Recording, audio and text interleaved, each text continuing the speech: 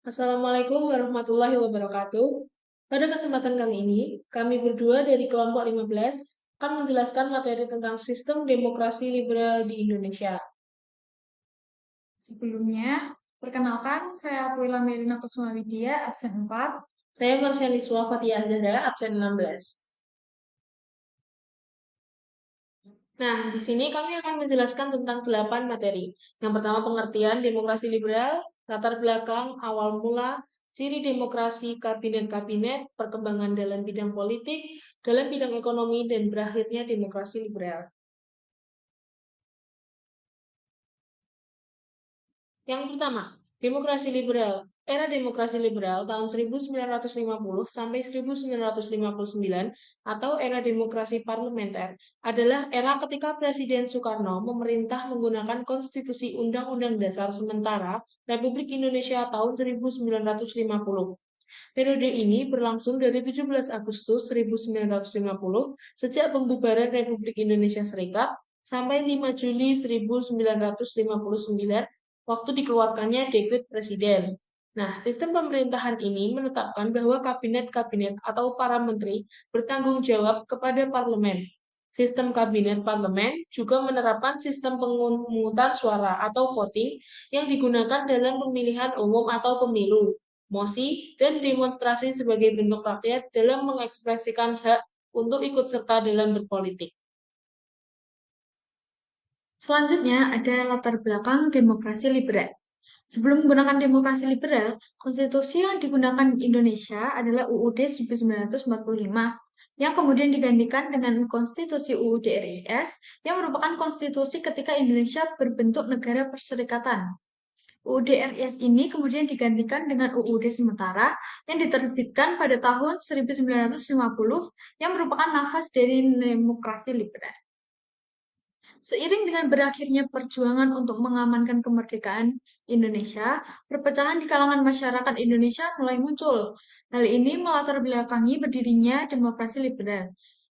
Indonesia yang kala itu benar-benar terbebas dari gangguan Belanda berusaha memperbaiki jalan negaranya. Bentuk negara serikat kala itu dirasa tidak cocok dengan semangat persatuan rakyat Indonesia. Nah, oleh karena itu, Indonesia kembali pada bentuk kesatuan pada tahun 1950. Demokrasi liberal sendiri merupakan bentuk pemerintahan Indonesia yang dipilih oleh para pendiri negara dengan mencontoh bentuk pemerintahan di negara-negara barat yang dirasa sukses menjalani bentuk pemerintahan tersebut. Materi selanjutnya ada awal mula demokrasi liberal. Sistem demokrasi ini menganut paham kerakyatan yang dipimpin oleh hikmat kebijaksanaan dalam permusyawaratan atau perwakilan. Paham tersebut berintikan musyawarah untuk mufakat serta gotong royong antara semua kekuatan nasional yang revolusioner dengan prinsip nasakom atau nasionalisme, agama, dan komunisme. Nasakom telah menyatukan kekuatan-kekuatan politik yang terus bersaing sejak masa demokrasi parlementer, sehingga mulai tercipta sikap saling gotong royong antar sesama anggota partai politik. Pada masa demokrasi parlementer juga dibentuk konstituen, sebuah lembaga yang bertugas untuk menyusun dan menetapkan undang-undang dasar atau UUD baru bagi Indonesia. Nah, selanjutnya saya akan menjelaskan tentang ciri-ciri demokrasi liberal.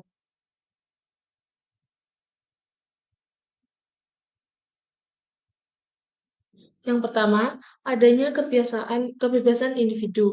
Salah satu implementasi dari kebebasan individu ini adalah dalam hal politik, mengingat sistem demokrasi liberal di Indonesia saat itu memiliki banyak sekali partai.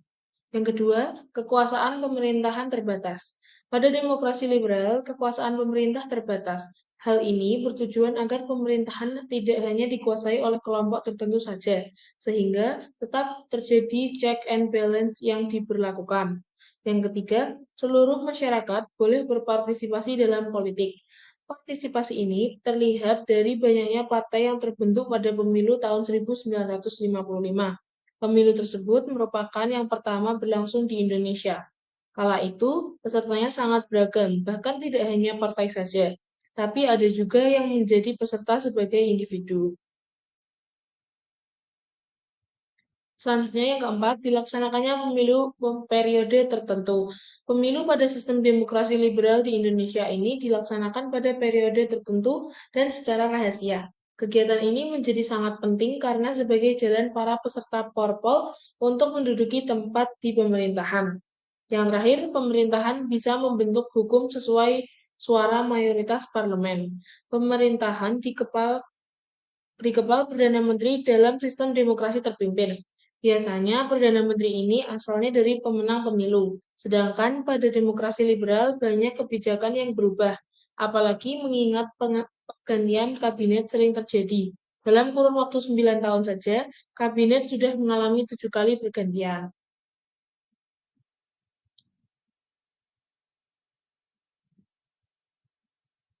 Nah, selanjutnya saya akan menjelaskan beberapa kabinet-kabinet demokrasi parlementer. Yang pertama, ada Kabinet Natsir. Kabinet ini merupakan kabinet yang dipimpin oleh Perdana Menteri Muhammad Natsir dari Partai Masyumi. Kabinet ini dibentuk pada 6 September 1950. Hasil kerja kabinet ini yaitu berlangsungnya perundingan antara Indonesia Belanda untuk pertama kalinya mengenai masalah Irian Barat. Sementara kendala atau masalah yang dihadapi yaitu upaya memperjuangkan masalah Irian Barat dengan Belanda mengalami jalan buntu atau kegagalan, dan timbul masalah keamanan dalam negeri berupa pemberontakan hampir di seluruh wilayah Indonesia.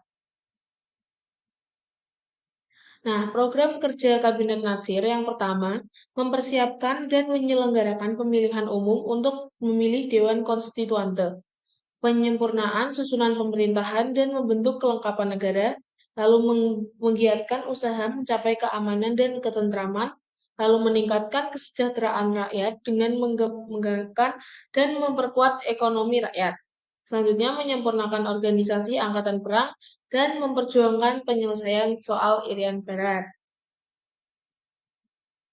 Nah, jatuhnya Kabinet Natsir ini terjadi pada tanggal 21 Maret 1951 dalam periode 6,5 bulan dan belum sempat melaksanakan program-programnya.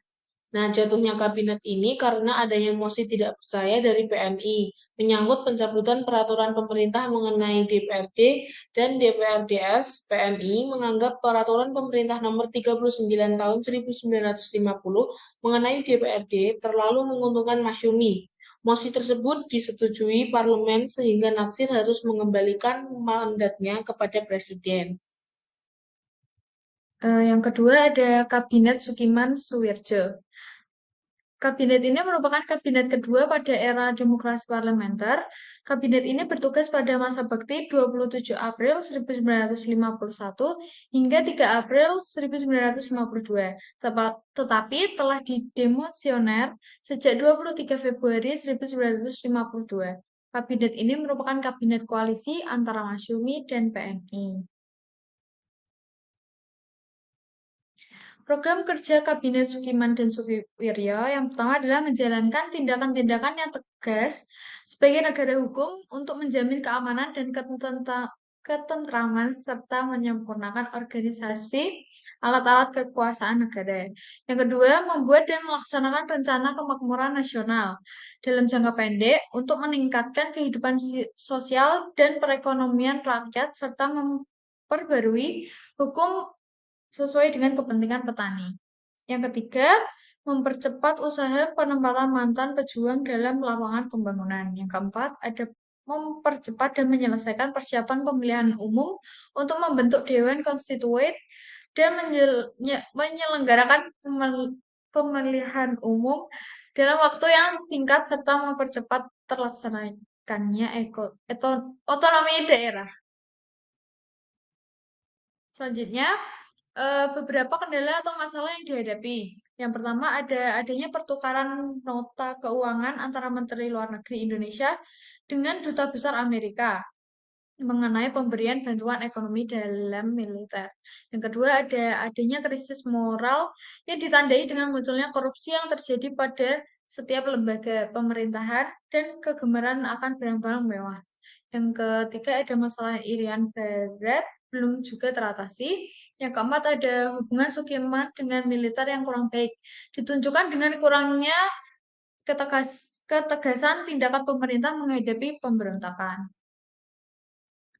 Selanjutnya, berakhirnya Kabinet Sukiman dan Suwiryo dikarenakan tidak mampunya bertahan lama dan jatuh pada bulan Februari 1952.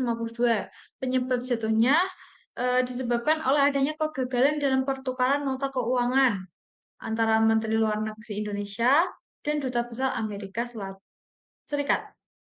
Di samping itu, penyebab lainnya adalah semakin merebaknya korupsi di kalangan birokrat dan gagalnya Kabinet Sukiman dalam menyelesaikan masalah Irian Barat.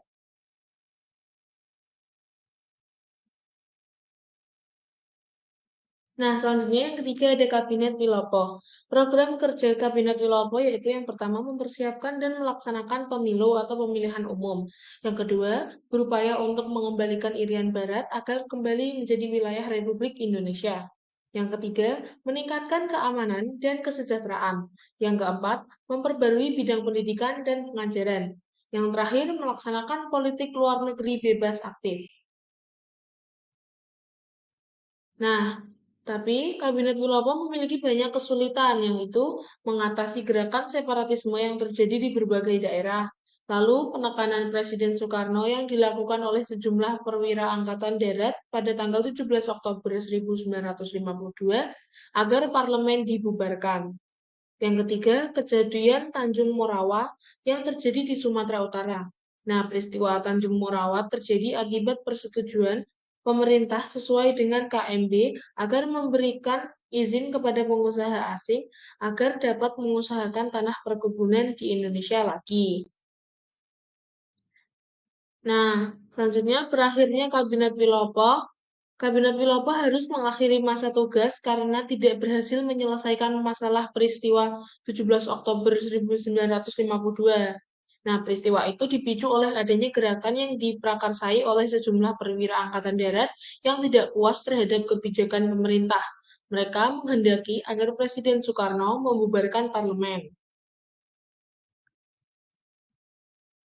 Nah, selanjutnya yang keempat ada Kabinet Ali Sastroamidjojo yang pertama. Nah, program kerja Kabinet Ali Sastroamidjojo yang pertama yaitu mengumpas pemberontakan DITII di berbagai daerah, lalu meningkatkan keamanan dan kemakmuran serta melaksanakan pemilu, memperjuangkan kembalinya Irian Barat kepada Republik Indonesia, menyelenggarakan konferensi Asia Afrika, melaksanakan politik bebas aktif dan meninjauan kembali persetujuan KMB, menyelesaikan pertikaian politik.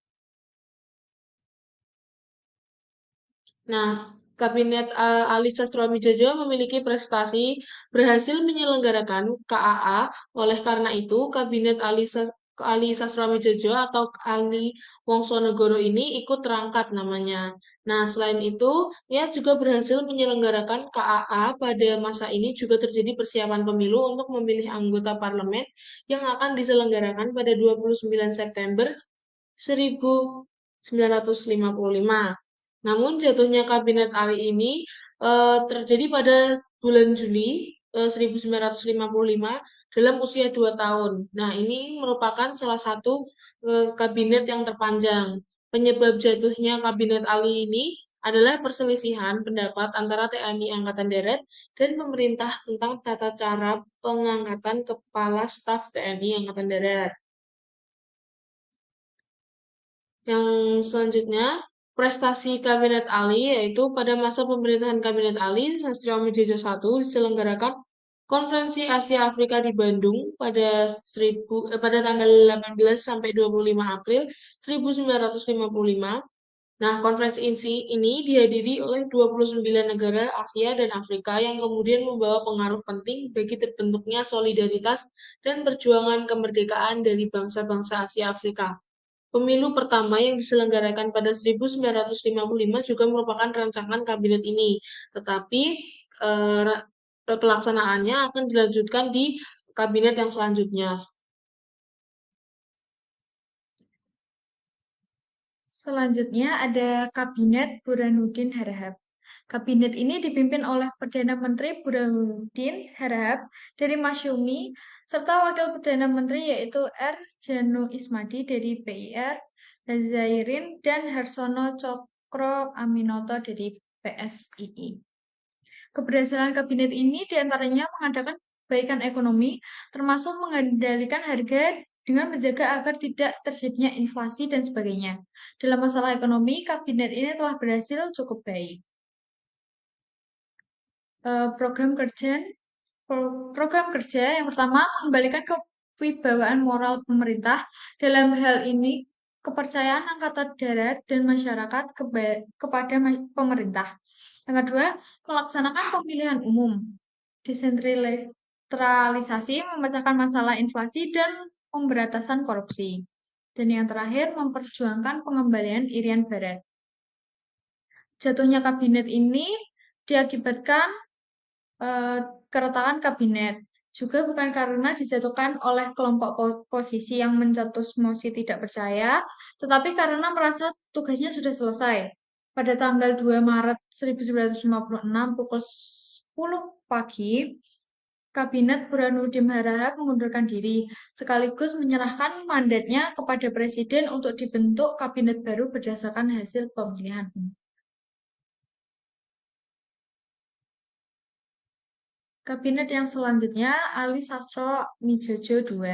Program kerja Ali, yang pertama menyelesaikan pembatalan hasil konferensi meja bundar. Yang kedua menyelesaikan masalah Irian Barat, membentuk Provinsi Irian Barat, menjalankan politik luar negeri bebas aktif, membentuk daerah-daerah otonomi, dan mempercepat terbentuknya anggota-anggota DPRD.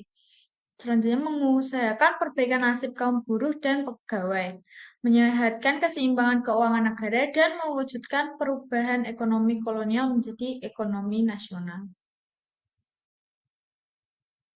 Dan yang terakhir ada Kabinet Juanda.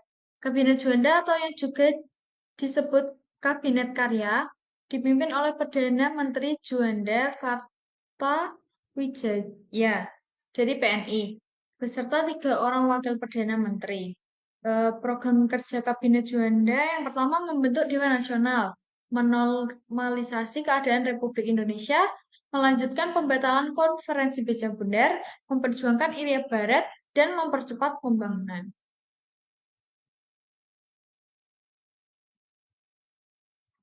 Nah, selanjutnya ada perkembangan bidang politik dan ekonomi demokrasi liberal. Yang pertama, bidang politik. Yang pertama ada pergantian kabinet yang cepat. Sistem multipartai pada masa demokrasi liberal menimbulkan persaingan antar golongan. Masing-masing partai hanya mau mencari kemenangan dan popularitas partai dan pendukungnya, sehingga mengakibatkan ketidakstabilan politik Indonesia. Ketidakstabilan politik juga diwarnai jatuh bangunnya kabinet karena antara masing-masing partai tidak ada sikap saling percaya. Yang kedua, hubungan pusat dan daerah. Silih bergantinya kabinet dalam waktu yang relatif singkat menyebabkan ketidakpuasan pemerintah daerah karena pemerintah pusat sibuk dengan pergantian kabinet. Daerah kurang mendapatkan perhatian. Tuntutan-tuntutan dari daerah ke pusat sering tidak didengarkan. Nah, situasi ini menyebabkan munculnya gejala provinsialisme atau sifat kedaerahan. Nah, gejala ini akhirnya berkembang ke separatisme atau usaha memisahkan diri dari pusat. Gejala tersebut terwujud dalam berbagai macam pemberontakan, seperti APRA, pemberontakan Andi Aziz, RMS, PRRI, dan Permesta. Yang ketiga, pemilu tahun 1955. Nah, pemilu tahun ini sudah direncanakan oleh pemerintah, tetapi program ini tidak segera terwujud karena usia kabinet pada waktu itu relatif singkat, bahkan yang terpanjang hanya 2 tahun. Nah, persiapan-persiapan secara intensif untuk program tersebut tidak dapat dilaksanakan. Pemilu merupakan wujud nyata pelaksanaan demokrasi pemilu satu di Indonesia yang akhirnya dilaksanakan pada masa Kabinet Burhanuddin Harahap. Nah, pemilu satu yang diselenggarakan pada tahun ini dilaksanakan secara 2 kali, yaitu pada satu tanggal 29 September 1955 itu untuk memilih anggota Dewan Perwakilan Rakyat atau Parlemen. Yang kedua, tanggal 15 Desember 1955 untuk memilih anggota Dewan Konstituante atau Dewan Pembentuk Undang-Undang Dasar. Lalu yang keempat ada kemacetan konstituante. Nah, pemilu tahap 2 pada tanggal 15 Desember 1955 mengantar terbentuknya Dewan Konstituante yang bertugas menyusun Undang-Undang Dasar. Namun, antara kurun waktu 1956 sampai 1959, Dewan Konstituante belum berhasil merumuskan Undang-Undang Dasar tersebut. Ketidakberhasilan Konstituante menyusun Undang-Undang Dasar baru dan kehidupan politik yang tidak stabil menimbulkan kekecewaan bagi masyarakat Indonesia. Yang selanjutnya yang kelima, Dekret Presiden 5 Juli 1959. Untuk menanggulangi hal-hal yang dapat membahayakan negara, Lejen A.H. Nasution selaku Kepala Staf Angkatan Darat mengeluarkan larangan bagi semua kegiatan politik terhitung sejak tanggal 3 Juni 1959. Kehidupan politik semakin buruk dan mengancam persatuan dan kesatuan bangsa. Di daerah-daerah terjadi pemberontakan merebut kekuasaan. Partai-partai yang mempunyai kekuasaan tidak mampu menyelesaikan persoalan. Soekarno dan TNI tampil untuk mengatasi krisis yang sedang melanda Indonesia dengan mengeluarkan dekret presiden untuk kembali ke Undang-Undang Dasar 1945. Pertimbangan dikeluarkannya dekret presiden adalah yang pertama, anjuran untuk kembali kepada Undang-Undang Dasar 1945 tidak memperoleh keputusan dari konstituante. Yang kedua, konstituante tidak mungkin lagi menyelesaikan tugasnya karena sebagian besar anggotanya telah menolak menghadiri sidang.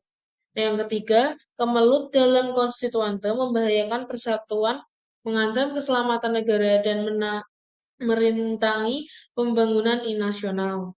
Nah, oleh karena itu, Presiden Soekarno pada tanggal 5 Juli 1959 mengeluarkan keputusan atau dekret. Nah, keputusan itu dinamai dengan Dekret Presiden 5 Juli 1959 yang berisi tentang pertama pembubaran konstituante dan berlakunya UUD 1945 dan yang terakhir akan dibentuk Majelis Permusyawaratan Rakyat. Nah, dikeluarkannya dekret presiden ini juga melandasi berakhirnya masa demokrasi liberal di Indonesia. Selanjutnya, perkembangan di bidang ekonomi. Perkembangan ekonomi pada masa demokrasi liberal tidak menunjukkan arah yang stabil. Anggaran pemerintah mengalami defisit atau kekurangan. Defisit itu disebabkan antara lain yang pertama, pengeluaran pemerintah yang semakin meningkat karena tidak stabilnya situasi politik. Yang kedua, pemerintah tidak berhasil meningkatkan produksi dengan menggunakan sumber-sumber yang ada. Yang ketiga, politik keuangan dirancang di Belanda sebagai akibat dari politik kolonial Belanda. Kehidupan ekonomi Indonesia hingga tahun 1959 belum berhasil dengan baik dan tantangan yang menghadang cukup berat. Nah, upaya yang dilakukan pemerintah untuk memperbaiki kondisi ekonomi sebagai berikut. Yang pertama, melakukan kebijakan gunting Syafruddin. Usaha untuk memperbaiki perekonomian pada masa demokrasi liberal. Yang pertama ialah gunting Syafruddin. Perbuatan Syafruddin ini diperbuat dengan cara mengubah uang yang kualitasnya Rp2,50 ke atas menjadi separuhnya. Dasar kebijakan ini ialah untuk mengurangi jumlah uang yang beredar supaya kualitasnya sebanding dengan jumlah uang yang tersedia. Yang kedua, sistem ekonomi Alibaba. Menteri Perekonomian pada masa pemerintahan Kabinet Ali Sastromijoyo memprakarsai sistem ekonomi baru yang dikenal dengan sistem ekonomi Alibaba. Sistem ekonomi baru ini untuk memajukan pengusaha pribumi. Ali memfotokan pengusaha pribumi, sedangkan Bambang memfotokan pengusaha non-pribumi, terutama Cina. Maksud adanya usaha ini untuk memperbaiki perekonomian pada masa demokrasi liberal, supaya pengusaha pribumi dan non-pribumi bekerja sama untuk memajukan ekonomi Indonesia. Yang ketiga, ada sistem ekonomi Gerakan Benteng. Gerakan Benteng merupakan usaha pemerintah Republik Indonesia untuk mengubah struktur ekonomi yang berat sebelah yang dilakukan pada masa Kabinet Nasir yang direncanakan oleh Sumitro Joyo Hadikusumo, Menteri Perdagangan. Yang pertama, program ini bertujuan untuk mengubah struktur ekonomi kolonial menjadi struktur ekonomi nasional. Yang kedua, menumbuhkan kelas pengusaha di kalangan bangsa Indonesia. Yang ketiga, para pengusaha Indonesia yang bermodal lemah perlu diberikan kesempatan untuk berpartisipasi dalam pembangunan ekonomi nasional. Yang keempat, para pengusaha Indonesia yang bermodal lemah perlu dibimbing dan diberi bantuan kredit. Yang kelima, para pengusaha pribumi dihadapkan secara bertahap akan berkembang menjadi maju. Yang keempat, nasionalisasi dijavase bank. Pada akhir tahun 1951, seiring dengan meningkatnya rasa nasionalisme, pemerintah Republik Indonesia memperbuat nasionalisasi dijavase bank menjadi Bank Indonesia. Adapun tujuan nasionalisasi ini ialah untuk menaikkan pendapatan dan menurunkan anggaran ekspor serta memperbuat penghematan dengan cara drastis. Dan yang terakhir, jatuhnya demokrasi liberal.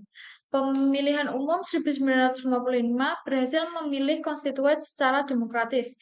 Namun, konstituen ini gagal membentuk konstitusi baru sampai berlarut-larut. Presiden Soekarno lalu menyampaikan konsep demokrasi terpimpin pada DPR hasil pemilu yang berisi ide untuk kembali pada UUD 1945 pada tanggal 5 Juli 1959. Soekarno mengeluarkan Dekret Presiden 5 Juli 1959 yang diantara lain berisi pembubaran konstituen serta mengganti konstitusi dari UUDS 1950 menjadi UUD 1945 kembali. Peristiwa ini menandai berakhirnya demokrasi parlementer dan mulainya era demokrasi terpimpin. Nah, itu tadi penjelasan dari kami berdua mengenai materi demokrasi parlementer atau liberal di Indonesia. Nah, sekian dari kami. Terima kasih. Wassalamualaikum warahmatullahi wabarakatuh.